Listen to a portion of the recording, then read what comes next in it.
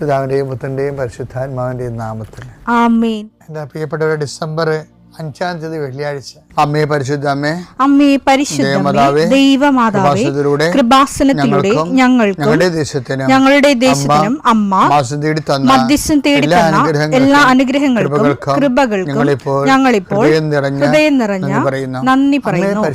അമ്മേ പരിശുദ്ധമേ, ദൈവമാതാവേ, 2004 ഡിസംബർ 7-ാം തീയതി ഉച്ചകഴിഞ്ഞ് 2:30 കൃപാസനത്തിൽ സംഭവിച്ച അമ്മയുടെ പ്രത്യക്ഷപ്പെടലിനെക്കുറിച്ച് തിരുസഭയ്ക്ക് സമർപ്പിച്ചിരിക്കുന്ന പഠനരേഖകളുടെ മേൽ സഭാത്മകമായ പഠനം ആരംഭിക്കുവാൻ ഞങ്ങൾ പ്രാർത്ഥിക്കുന്നു.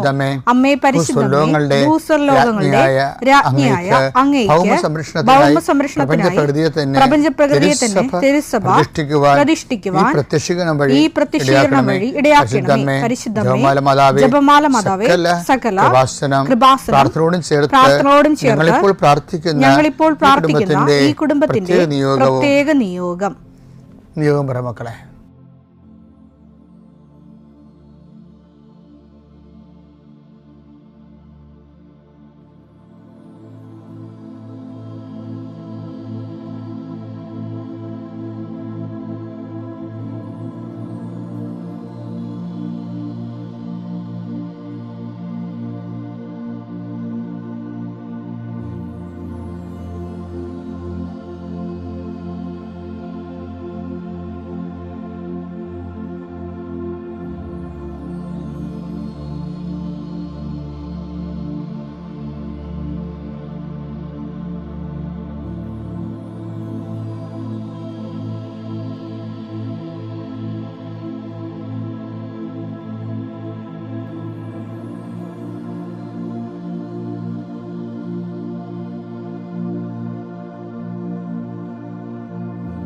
അമ്മയുടെ പ്രത്യക്ഷീകരണത്തിന്റെ ഈ അനുഗ്രഹവേളയിൽ ഞങ്ങൾക്ക് സാധിച്ചു തരുവാൻ കനിയണമേ. ആമേൻ. വിശ്വാസ പ്രമാണം. സർവശക്തനായ പിതാവും ആകാശത്തിന്റെയും ഭൂമിയുടെയും സൃഷ്ടാവുമായ ദൈവത്തിൽ ഞാൻ വിശ്വസിക്കുന്നു. അവിടുത്തെ ഏകപുത്രനും ഞങ്ങളുടെ കർത്താവുമായ ഈശോമിശിഹായിലും ഞാൻ വിശ്വസിക്കുന്നു. ഈ പുത്രൻ പരിശുദ്ധാത്മാവിനാൽ ഗർഭസ്ഥനായി കന്യകാമറിയത്തിൽ നിന്ന് പിറന്ന് പൊന്തിയോസ് പീലാത്തോസിന്റെ കാലത്ത് പീഡകൾ സഹിച്ച് കുരിശിൽ തറയ്ക്കപ്പെട്ട് മരിച്ച് അടക്കപ്പെട്ട് പാതാളങ്ങളിൽ ഇറങ്ങി മരിച്ചവരുടെ ഇടയിൽ നിന്ന് 3-ാം നാൾ ഉയർത്ത് സ്വർഗത്തിലേക്ക് എഴുന്നള്ളി സർവശക്തിയുള്ള പിതാവായ ദൈവത്തിന്റെ വലതുഭാഗത്തിരിക്കുന്നു. അവിടെ നിന്ന് ജീവിക്കുന്നവരെയും മരിച്ചവരെയും വിധിക്കുവാൻ വരുമെന്നും ഞാൻ വിശ്വസിക്കുന്നു. പരിശുദ്ധാത്മാവിലും ഞാൻ വിശ്വസിക്കുന്നു. വിശുദ്ധ കത്തോലിക്കാ സഭയിലും പുണ്യവാന്മാരുടെ ഐക്യത്തിലും പാപങ്ങളുടെ മോചനത്തിലും ശരീരത്തിന്റെ ഉയർപ്പിലും നിത്യമായ ജീവിതത്തിലും ഞാൻ വിശ്വസിക്കുന്നു. ആമേൻ. സുഖസ്ഥനായ ഞങ്ങളുടെ പിതാവേ, അങ്ങയുടെ നാമം പൂജിതമാകണമേ. അങ്ങയുടെ രാജ്യം വരണമേ.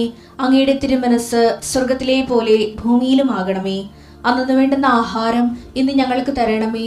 ഞങ്ങളോട് തെറ്റ് ചെയ്യുന്നവരോട് ഞങ്ങൾ ക്ഷമിക്കുന്നത് പോലെ ഞങ്ങളുടെ തെറ്റുകൾ ഞങ്ങളോടും ക്ഷമിക്കണമേ. ഞങ്ങളെ പ്രലോഭനത്തിൽ ഉൾപ്പെടുത്തരുതേ, തിന്മയിൽ ഞങ്ങൾ രക്ഷിക്കണമേ. ആമേൻ. നന്മ നിറഞ്ഞ മറിയമേ, സ്വസ്തി. കർത്താവ് അങ്ങയുടെ കൂടെ സ്ത്രീകളിൽ അങ്ങ് അനുഗ്രഹിക്കപ്പെട്ടവളാകുന്നു. അങ്ങയുടെ ഉദരത്തിൻ ഫലമായി ഈശോ അനുഗ്രഹിക്കപ്പെട്ടവനാകുന്നു. പരിശുദ്ധ മറിയമേ, തമ്പുരാന്റെ അമ്മേ, പാപികളായ ഞങ്ങൾക്ക് വേണ്ടി ഇപ്പോഴും ഞങ്ങളുടെ മരണസമയത്തും തമ്പുരാനോട് അപേക്ഷിക്കണമേ. ആമേൻ. കർത്താവേ, നിന്റെ ഉന്നതമായ നാമത്തിന് സ്വസ്ഥം ചെയ്യുന്നു. കർത്താവേ, നിന്റെ വിശുദ്ധ പൗരോഹിത്യത്തെ മഹത്വപ്പെടുത്തണമേ. കർത്താവേ, സഭയിലുള്ള സാന്നിധ്യം ദൃഢമാക്കണമേ. 39 വർഷം ഞാൻ അർപ്പിച്ച കൃപാന്റെ യുഗതിയാൽ കൃപാസ്ഥാന ജീവനോടെ പ്രത്യക്ഷപ്പെട്ട മാതാവിൻ്റെ മാധ്യസ്ഥയിൽ അത്താറയിൽ നടന്ന 10,000-കണക്കിന് ആരാധന ശക്തിയാൽ കർത്താവ് ഈ പ്രഭാതത്തിലെ അങ്ങയുടെ മക്കളെ കാത്തു കൊതിച്ചിരിക്കുകയാണ്. ഈശോയെ, നിന്റെ വലതുകരത്തിൻ്റെ ഒരാശീർവാദം കിട്ടാൻ വേണ്ടി കർത്താവ് ഇന്ന് യാത്രയ്ക്ക് ഒരുങ്ങുന്ന ഓരോ മക്കളുണ്ട്. ഓരോ ഉദ്യമങ്ങളിലൂടെ മനസ്സിൽ വിചാരിച്ചുകൊണ്ട് പോണവരുണ്ട്. ഓരോ ലക്ഷ്യങ്ങൾ മനസ്സിൽ വെച്ച് പോകുന്നവരുണ്ട്. കർത്താവേ, നിന്റെ തിരുമുറുവാർന്ന് ആണിപ്പെടുതാന്ന് വലതുകരം മക്കളുടെ ശിരസ് വെക്കണമേ. അവർ പോകുന്നിടത്തേക്കല്ല, നീ പോകുന്നിടത്തേക്കെല്ലാം ഞാൻ നിൻ്റെ കൂടെ വരുമെന്ന് കർത്താവ് അങ്ങ് പറഞ്ഞിട്ടുണ്ടല്ലോ. ഈശോയെ, അങ്ങയുടെ സഞ്ചാര സാന്നിധ്യം അങ്ങയുടെ മക്കളുടെ കൂടെ ഉണ്ടായിരിക്കണമെന്ന് പ്രാർത്ഥിക്കുന്നു. ജീവിതത്തിൻ്റെ വ്യത്യസ്ത വിളികളിൽ പ്രയാസം അനുഭവിക്കുന്നുണ്ട് ഈശോയെ. അവരെ നീ ഏറ്റെടുക്കണമെന്ന് പ്രാർത്ഥിക്കുന്നു ഈശോയെ. വീടില്ലാത്തവരുണ്ട് ഈശോയെ, അതുപോലെ കുടുംബത്തിൽ കലഹങ്ങളുള്ളവരുണ്ട് ഈശോയെ, ഭാര്യാഭർത്താക്കന്മാർ പിരിഞ്ഞ് താമസിച്ചിട്ട് ഐക്യപ്പെടാൻ ആഗ്രഹിക്കുന്നുണ്ട് ഈശോയെ, ജീവിത പങ്കാളിയെ കിട്ടാത്ത പുരുഷന്മാരുണ്ട് ഈശോയെ, ജീവിത പങ്കാളിയെ കിട്ടാത്ത സ്ത്രീകളുണ്ട് ഈശോയെ. കർത്താവെ, ഈ കാലങ്ങളിലെല്ലാം മനസ്സമ്മതം നടക്കുകയും ക്രിസ്മസ് കഴിയുമ്പോൾ കല്യാണം വരാൻ പോകുന്ന ആൾക്കാരെല്ലാം നീ അത് ഓർക്കണമെന്ന് പ്രാർത്ഥിച്ചോയെ. അന്യനാടുകളിലും വിദേശങ്ങളിലൊക്കെ ജീവിക്കുന്നവരും മക്കൾക്ക് അവർക്ക് പറ്റുന്ന ജീവിത പങ്കാളിയെ കിട്ടാതെ വിഷമിക്കുന്നവരും അതിനുവേണ്ടി പ്രാർത്ഥിക്കുന്നവരും ആശ്രയിക്കും. ഒരു പ്രൊമോഷന് വേണ്ടി പ്രാർത്ഥിക്കുന്നുണ്ട് ഈശോയെ. 10 പൈസ കൂടുതൽ കിട്ടിയാലേ കടങ്ങൾ പരിഹരിക്കപ്പെടുന്ന ഓർത്തുകൊണ്ട് വെണ്ണീരായി പ്രാർത്ഥിക്കുന്നുണ്ട് ഈശോയെ. അവർക്ക് എത്രയും വേഗം ഒരു പോംവഴി കിട്ടാൻ പരിശുദ്ധ മാതാവ് ആശ്രയിക്കട്ടെ. പലതരത്തിലുള്ള അപകടങ്ങൾ, ആക്രമണങ്ങൾ അനുഭവിക്കുന്നവർ, ജലജീവികളുടെയും വിഷജന്തുക്കളുടെയും ആക്രമണങ്ങൾ പെട്ടിരിക്കുന്നവർ കർത്താവിൻ്റെ രക്തം അവരെ തുളയ്ക്കപ്പെടുകയും ഇതോടുകൂടി അവരുടെ രോഗങ്ങൾ വിട്ടുമാറുകയും യേശുനാമത്തിൽ പ്രാർത്ഥിക്കുന്നു. ആമേൻ. ബൈബിളിൽ എപ്പോഴും നമുക്കിത് ആഗമനകാലമാണ്, കർത്താവിൻ്റെ വരവിന് വേണ്ടി നോക്കിപ്പാർക്കുന്ന കാലമാണ്. പൊതുവേ നമ്മൾ നോക്കിപ്പാർക്കുന്നൊരു വിഷയം എന്താ? ദൈവത്തിൻ്റെ മഹത്വമാണ്. അത് നമുക്ക് ലഭിക്കുമെന്നുള്ള ഒരു വിശ്വാസത്തിലാണ് നമ്മൾ ജീവിക്കുന്നത്. അതെന്താ? അത് സെൻറ്റ് പോളിൻ്റെയും ആദിമസഭയുടെയും എക്സ്പീരിയൻസ് ഓഫ് ഗോഡാണ്. റോമ 8:18 വായിച്ചേ. നമുക്ക് വെളിപ്പെടാനിരിക്കുന്ന മഹത്വത്തോട് തുലനം ചെയ്യുമ്പോൾ ഇന്നത്തെ കഷ്ടതകൾ നിസ്സാരമാണെന്ന് ഞാൻ കരുതുന്നു. വിഷയം എന്താണെന്നറിയാമോ? ഇപ്പം നമ്മൾ EMI എന്നൊക്കെ പറയത്തില്ലേ, നമ്മളെവിടെയെങ്കിലും ലോൺ എടുക്കുകയും ചെയ്തിട്ടുണ്ടെങ്കിൽ ഇക്വലൻ്റായിട്ട് മന്ത്ലി ഇൻസ്റ്റാൾമെൻറ്റ് നമ്മൾ കൊടുക്കും, EMI. അപ്പോൾ നമ്മൾ എടുത്ത ലോണിൻ്റെ ആനുപാതികമായിട്ടുള്ള ഡിവിഡൻഡ് ഡിവൈഡ് ചെയ്തിട്ടുള്ള ഷെയറാണ് നമ്മൾ പലിശ സഹിതം അടക്കണം. പക്ഷേ ബൈബിൾ പറയണത് നമുക്ക് ലഭിക്കാനിരിക്കുന്ന മഹത്വത്തെക്കുറിച്ച് ഓർക്കുമ്പോൾ നമ്മളിപ്പോൾ അടച്ചുകൊണ്ടിരിക്കുന്ന EMI വളരെ ചുരുക്കമാണ്. എന്ന് വെച്ചാൽ അതിൻ്റെ അർത്ഥം എന്താണെന്നറിയാമോ?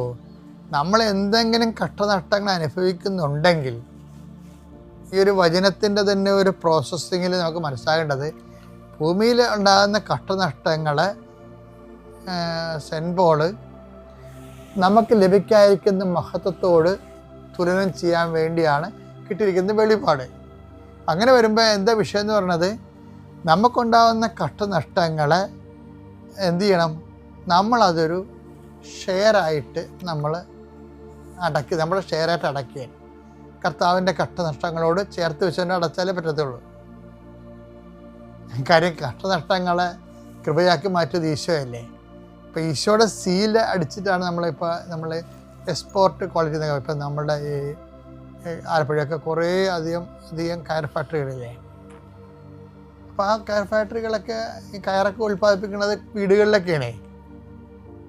തറയൊക്കെ കെട്ടിയ ആൾക്കാർ 2-3 ആൾക്കാരൊക്കെ ഇരുന്നുകൊണ്ട് ചെയ്യണതാണ്. പക്ഷേ അത് വലിയ കമ്പനിയിൽ ചെല്ലുമ്പോൾ അവരത് ഡ്രിം ചെയ്തിട്ട് അതിൻ്റെ കറക്റ്റ് ചെയ്തിട്ട് അവിടെ സീലടിക്കുമ്പോഴാണ് അത് എക്സ്പോർട്ട് ക്വാളിറ്റി ആയിട്ട് മാറുന്നത്. നമ്മുടെ സഹനങ്ങൾക്കും അതുപോലെ സീലിംഗ് ഉണ്ട്. എന്താണ്? നമ്മുടെ സഹനങ്ങളെ ലഭിക്കാതിരിക്കുന്ന മഹത്വത്തോട് തുലനം ചെയ്തുകൊണ്ട് ക്രിസ്തുവിൻ്റെ നാമത്തിൽ സീലടിക്കണം. കാരണം ക്രിസ്തുവിൻ്റെ സീലടിച്ചാൽ മാത്രമേ ഇത് മുകളിൽ മഹത്വമായിട്ട് ആകത്തുള്ളൂ. അപ്പോൾ അതിന് എക്സ്പോർട്ട് എന്ന് പറഞ്ഞാൽ അതാണ്. അല്ല വെറുതെ ആരെങ്കിലും വഴി കിടന്ന് സഹിച്ചുകൊണ്ട് കാര്യമില്ല. മറിച്ച് ഒരു വിശ്വാസം സംബന്ധിച്ചിടത്തോളം ഇപ്പം ചിലരൊക്കെ എന്ന് വാസ്തവത്തിൽ ഇത്തിരി സഹനം കൂടുതൽ വാങ്ങിക്കും. അവിടെ ഇപ്പം ഈശോയ്ക്കൊന്നും മാക്സിമം വാങ്ങിച്ചില്ലേ. അതിൽ ഈശോയുടെ നല്ല പ്രായത്തിൽ ഈശോ മരിച്ചു എന്നുള്ളതാണ്. എപ്പോഴും നമ്മുടെ മക്കളൊക്കെ തന്നെ ഇല്ലേ, 20 വയസ്സിലൊക്കെ മരിക്കണ മക്കളില്ലേ, 30 വയസ്സിൽ മരിക്കും. അപ്പന്മാർ തന്നെ നമുക്ക് 3-4 വയസ്സുള്ളപ്പോൾ മരിക്കും. ചിലപ്പോൾ 10 വയസ്സുള്ളപ്പോൾ മരിക്കും. എൻ്റെ അപ്പൻ എനിക്ക് 15 വയസ്സുള്ളപ്പോൾ മരിച്ചത്. അപ്പോൾ ഈ വിഷയം അപ്പം നമുക്കുണ്ടാകുന്ന കഷ്ടങ്ങളെന്ന്, ഇന്നത്തെ കഷ്ടതയെന്ന് പറഞ്ഞാൽ എന്താണ്? ഇന്നത്തെ കഷ്ടതകളെ നിരസാരമാക്കണമെന്നാണ് ബൈബിൾ പറയണത്. അല്ല, കഷ്ടങ്ങളെ കൊണ്ട് മുങ്ങിക്കൊണ്ട് ജീവിതകാലം പോയി നടക്കരുതെന്നാണ് പറയണത്. എന്ത് ചെയ്യണം? അത് നമുക്ക് ലഭിക്കായ മഹത്വത്തോട് താരതമ്യം ചെയ്ത് അതിൻ്റെ ഷെയറായിട്ട് നടക്കണമെന്ന്. അങ്ങനെയാണെങ്കിൽ വരുമ്പോൾ എനിക്ക് മരണം ലാഭമാണെന്നൊക്കെ പൗലോസ് പറയണില്ലേ? ആ രീതിയിലാണ് പറയണത്. കാരണം ലഭിക്കാതിരിക്കുന്ന മഹത്വത്തെ ഓർക്കുമ്പോൾ എനിക്ക് മരണം നേട്ടമാണെന്ന് പറയണത്. ഈ മരണം നേട്ടമാണെന്ന് നമ്മുടെ വിശ്വാസം മാത്രമേ പറയത്തുള്ളൂ. ഇപ്പം ഞാൻ എൻ്റെ വിഷയത്തിൽ എനിക്ക് വീടില്ല, ജോലിയില്ല, ഭർത്താവ് നേരത്തെ മരിച്ചു, കുഞ്ഞുങ്ങളെന്നെ മനസ്സിലാക്കണില്ല, മക്കളെല്ലാം മനസ്സിലാക്കണം, ഈ അവലാതിയും പറഞ്ഞുകൊണ്ട് ജീവിതകാലം മുഴുവൻ നിരങ്ങരുത്. അവലാതികൾ സ്റ്റോപ്പ് ചെയ്യണം. കാര്യം എന്താണ്? കർത്താവ് പറഞ്ഞു, ഒരു ദിവസം വരും, അത് നിങ്ങൾ എന്നോട് ഒരു അവലാതിയും ചോദിക്കത്തില്ലെന്ന് പറയും. എന്താ കാര്യം? ആ ദിവസം ഏതായിരിക്കും? കർത്താവിൻ്റെ നിന്ന് ലഭിക്കായ്ക്ക് മഹത്വത്തിന് വേണ്ടി നമ്മൾക്ക് നിന്ന് വാങ്ങിക്കുന്ന EMI ആണ് നമ്മുടെ സഹനങ്ങളെന്ന് മനസ്സിലാക്കി കഴിയുമ്പോൾ. അമ്മയുടെ ജീവിതത്തിലേക്ക് ഭയങ്കര ജാഗ്രത ഓർക്കുകയും ട്രഡീഷൻ അനുസരിച്ച് അമ്മയുടെ ഭർത്താവ് 20ാമത്തെ ഈശോയ്ക്ക് 20 വയസ്സുള്ളപ്പോൾ മരിച്ചായിരുന്നു. പിന്നെ ഈശോയും അമ്മയുമായിട്ടാണ് ജീവിച്ചിരുന്നത്. 10 കൊല്ലം കൂടി കഴിഞ്ഞപ്പോൾ ഈശോയും വീട് വിട്ട് ഇറങ്ങിപ്പോയി. അമ്മ ഒറ്റക്കായി. ശരിക്കും.